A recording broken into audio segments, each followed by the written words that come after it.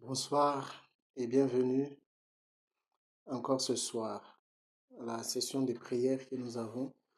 Que le Seigneur vous bénisse. Nous allons prier. Seigneur éternel, nous te disons merci. Merci pour ce moment que tu nous accordes encore de nous présenter à tes pieds pour prier. Merci pour la vie de mon frère, la vie de ma sœur. Merci pour la vie de chaque personne connectée. Merci Seigneur Jésus. Merci pour ton amour et ta grâce. Merci pour le Saint-Esprit qui nous communique ta volonté, qui nous communique ta parole, qui nous révèle ce que tu attends de nous. Seigneur, nous te confions tout. Opère au travers de ces quelques minutes.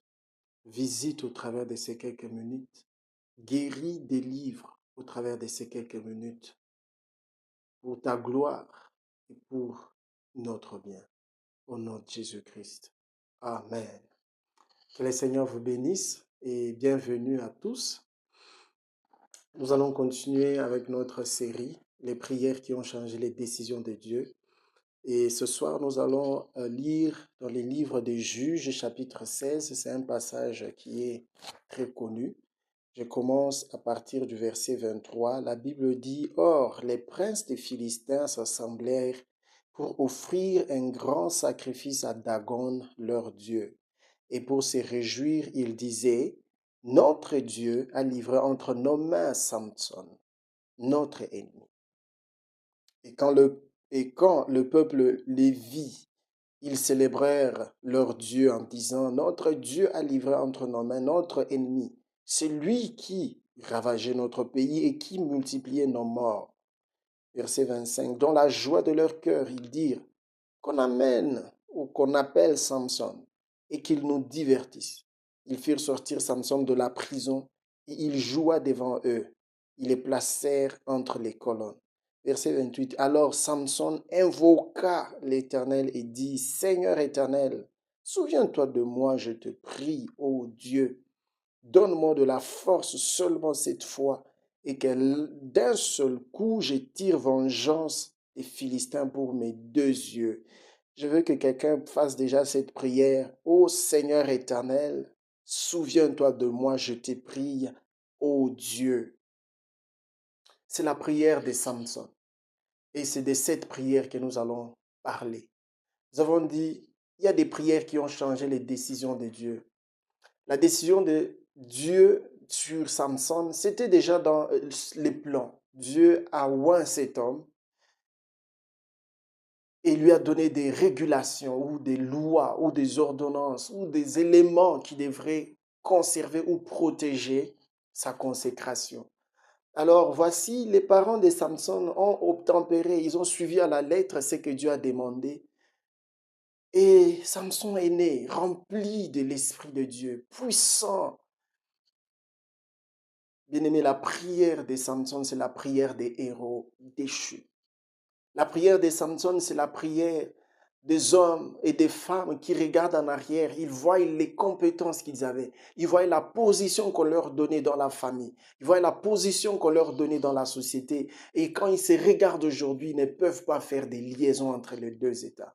La prière de Samson, c'est la prière d'un homme de Dieu qui, quand il regarde son passé, il voit comment il marchait avec Dieu. Il voit comment Dieu l'utilisait, comment il était une source de bénédiction pour les autres, comment il était la bouche de Dieu. Mais quand il se regarde aujourd'hui, il n'y a pas de liaison. C'est la prière d'une femme qui, quand elle regarde en arrière, le respect que son mari lui donnait, le respect qu'elle avait, la place qu'elle occupait dans le cœur de son mari. Mais quand elle regarde ce qui se passe aujourd'hui, rien n'est semblable. C'est la prière d'un jeune qui a des diplômes, qui a des compétences, mais quand il regarde la société, le pays ne lui offre rien du tout, malgré les efforts. La prière de Samson, c'est la prière de quelqu'un qui est au bord de la dépression. Il reconnaît qu'il a des capacités, mais il a essayé, ça ne marche pas. Parce que la scène se passe au milieu de l'opprobre. Samson est dans l'opprobre, au comble de l'opprobre. Il est au comble de l'opprobre. Il a été arrêté. Et ceci est arrivé parce qu'il avait fait un faux pas. Il y a eu de la négligence dans sa conduite. Il y a eu de l'indiscipline dans sa conduite. Et tout ceci a apporté une décadence. Il a perdu le pouvoir qu'il avait. Il a perdu les capacités que Dieu lui avait données. Pour un seul faux pas. Bien-aimé, c'est la prière de toutes ces personnes qui regardent en arrière. Ils savent qu'ils avaient de la valeur. Quand ils regardent en arrière, ils savent, ils peuvent voir les traces de leur travail. Ils peuvent voir les traces de leurs efforts. Mais quand aujourd'hui, il n'y a rien. C'est des pleurs, c'est l'angoisse, c'est l'opprobre. C'est ça, Samson. Un homme respecté. Les Philistins disent, il ravageait notre pays et multipliait nos morts. Donc Samson, c'était un scandale pour les Philistins. C'est un homme qui ne pouvait pas maîtriser. Mais ils l'ont piégé.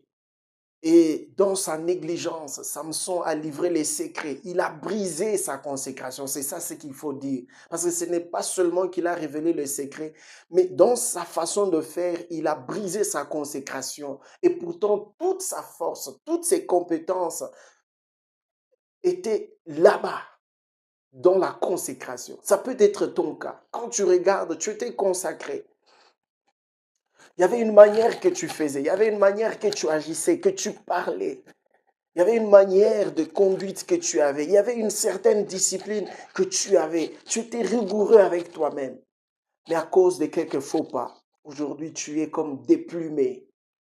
Tu es déplumé complètement. Tu es rejeté. Tu es devenu la risée du peuple. C'est ça, Samson.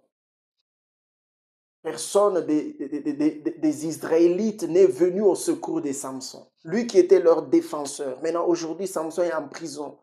Personne ne vient au secours de Samson. Personne ne vient réclamer la vie de Samson. On l'a déjà crevé les yeux. Il est en train de purger dans la prison. Et voilà maintenant, on l'appelle pour les divertir. Quelle honte, quel opprobre, quelle honte.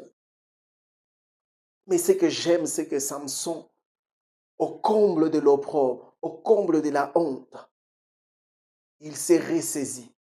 Il n'a pas fait confiance au chevet qui repoussait, mais il a appelé, il a crié à celui qui était sa source depuis toujours. Il a crié à celui qui faisait sa force depuis toujours. Bien-aimé, que ce message t'aide à éviter la négligence. Des petites choses qui peuvent bouleverser toute ta carrière, qui peuvent bouleverser le ministère, qui peuvent bouleverser tout le plan de Dieu pour ta vie. Mais laisse-moi te dire, quel que soit là où tu es actuellement, fais comme Samson. Celui qui a fait repousser tes cheveux peut encore renouveler la force que tu avais. Il peut encore restaurer la force que tu avais. Il peut encore restaurer les capacités que tu avais. Il peut encore restaurer l'honneur que tu avais. Celui qui a fait pousser tes cheveux, il est encore capable de te restaurer complètement. Il est encore capable de te restaurer complètement. Il est encore capable. Écoutez la prière, il dit, oh Dieu, souviens-toi de moi, je te prie. Fais cette prière, demande-lui de te souvenir de toi, de se souvenir de toi. Il dit, donne-moi de la force seulement cette fois. Et que d'un seul coup, je tire vengeance. Il cesse d'être négligent. Il considère maintenant chaque moment. Il dit, donne-moi de la force seulement cette fois. Mais il y a des moments où il n'y a que cette fois. Tu dois mettre toute ton énergie. Tu as longtemps cherché du travail. Maintenant, tu as un rendez-vous pour l'interview. Tu dois mettre toute ton énergie là-bas. Tu dois invoquer Dieu. Tu cherchais un contrat. Tu es un entrepreneur. Tu cherchais un contrat. Maintenant, on t'appelle pour une interview. C'est le moment où tu fais cette prière. Seigneur, souviens-toi de moi. Et je te veux cette fois. Tu pries et tu te prépares. Et tu vas. C'est comme pour la dernière bataille. Dieu va t'écouter. Écoutez cet homme de Samson. Il dit, je vais me venger des Philistins pour mes deux yeux. Il était un peu égoïste à ce niveau parce que la vengeance est limitée à lui-même. Ce n'est pas la vengeance de tout Israël, mais Dieu l'a écouté. Pourquoi?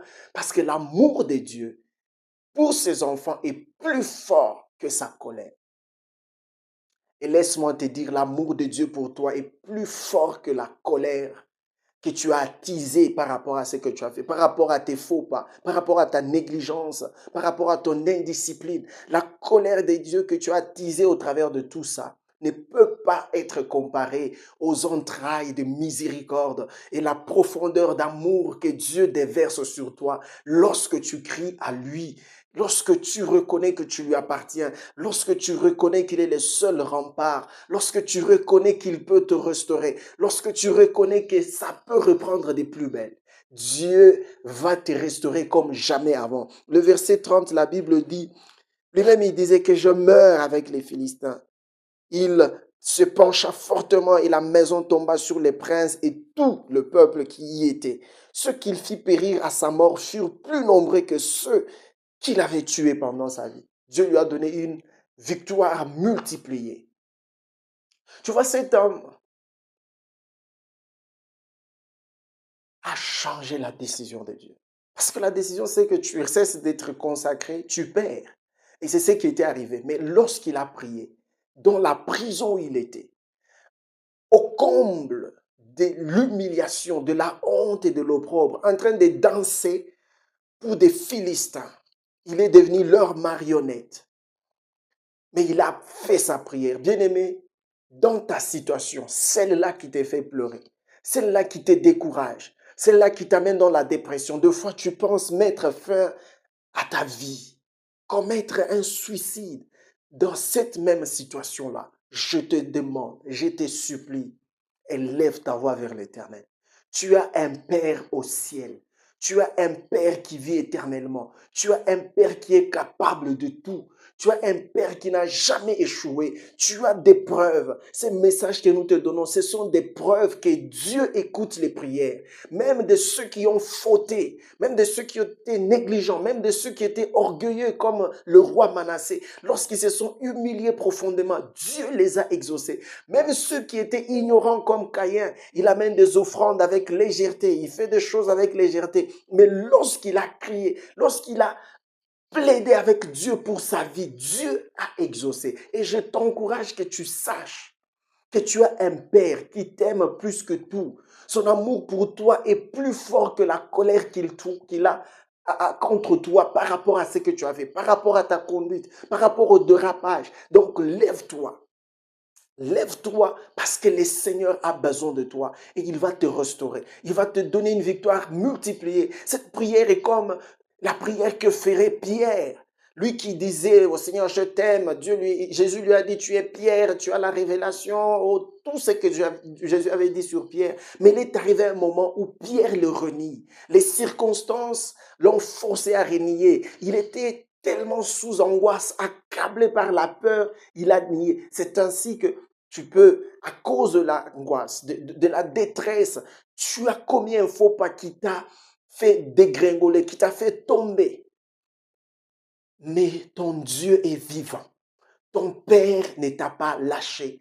Il ne t'a pas abandonné. Il attend juste un geste de ta part. Commence à prier. Commence à l'invoquer. Oh, dans ta situation là, comme Jonas dans son poisson là, dans le ventre du poisson là où il était, c'est de là qu'il a commencé à prier. C'est de là que sa prière est partie. Et un miracle s'est opéré. Et un miracle a pris place. Samson, c'est dans la prison, en face de Philistins qui s'est moqué de lui, qui s'est plaisé à le voir faire des pas de danse. Je ne sais même pas s'il avait la force et s'il savait même danser pour les égayer. Mais c'était juste pour l'humilier.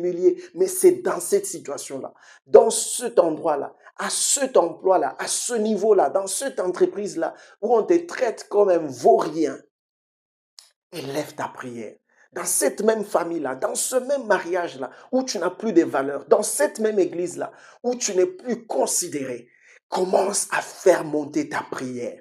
Invoque Dieu. Dis-lui, souviens-toi de moi. Je sais que c'est toi qui m'avais équipé dans le passé et c'est toi qui peux encore m'équiper maintenant. Oh, élevons nos voix. Commence à prier là où tu es. Commence à prier. Élève ta voix et prie. Fais cette prière dans ton cœur. Prie à haute voix. Prie à basse voix. Prie en marchant. Prie en étant assis, à genoux, n'importe quelle position, mais élève ta voix. Dans ton entreprise, là où tu es méprisé, élève ta voix et invoque ton Dieu. Dans cette famille-là, dans l'église, dans ta marche spirituelle où tu as perdu des pas, tu ne sais plus si tu dois avancer, élève la voix et commence à prier. Oh Seigneur, nous t'invitons. Souviens-toi de nous. Souviens-toi de ton peuple. De partout où les prières montent, Seigneur exauce. De partout où les prières montent, quelqu'un en ce moment est à l'hôpital à cause du faux pas qu'il a fait.